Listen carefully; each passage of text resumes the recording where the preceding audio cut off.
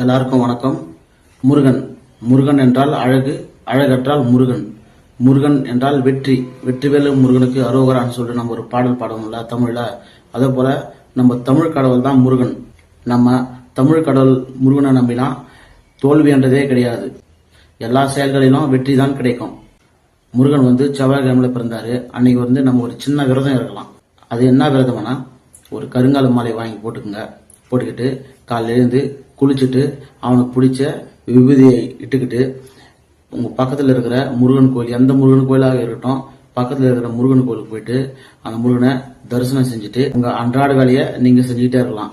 என்னன்னா, அன்னைக்கு மாமிசம் கவிச்சு எதுவுமே சாப்பிடக்கூடாது.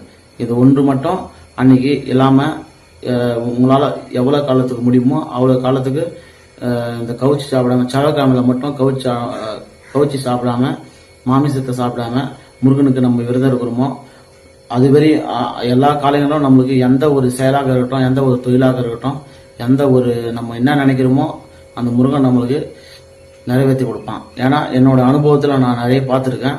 சரி, நாமளும் ஒரு 1000 ரூபாய் ஒரு கருங்காலி மாலையை வாங்கி போட்டுட்டு வாரம் போயிட்டு செவ்வாய்க்கிழமையில ஒரு 10 ரூபாய் கருப்பூரம் கொளுத்துட்டு நம்ம கும்பிட்டு வந்துட்டா நம்ம கஷ்டம் எல்லாம் தீர்ந்துடும், நமக்கு இருக்கிற பிரச்சனை எல்லாம் தீர்ந்துடும் சொல்லிட்டு நீங்க நினைக்கலாம்.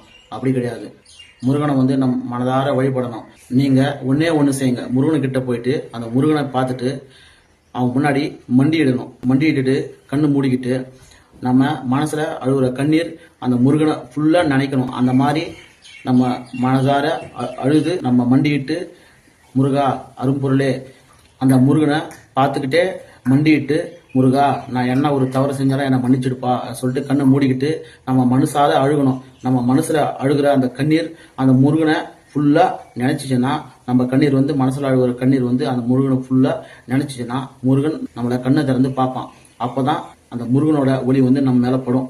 அப்போ நம்மளுக்கு எந்த ஒரு பிரச்சனை, எந்த ஒரு கஷ்டம், எந்த ஒரு துஷ்ட சக்தி எதுவாக இருந்தாலும் நம்மளை விட்டு விலகிடும். இப்படிதான் நம்ம முருகனை வழிபடணும்.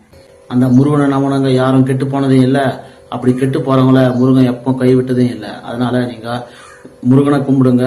செவ்வாய்க்கிழமையில விரதம் இருந்து முருகனை தரிசிச்சுட்டு நீங்க அன்றாட வாழ்க்கையில் என்ன செய்றீங்களோ அதை செய்யிட்டு மாமிசம் சாப்பிடாம, செவ்வாய்க்கிழமையில மட்டும் மாமிசம் சாப்பிடாம முருகனுக்கு விரதம் இருந்தால் நீங்க நினைப்பதெல்லாம் நடக்கும்.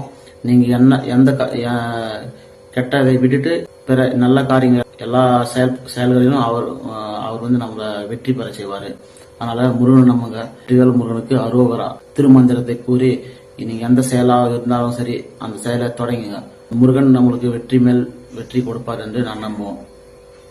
நன்றி, வணக்கம்.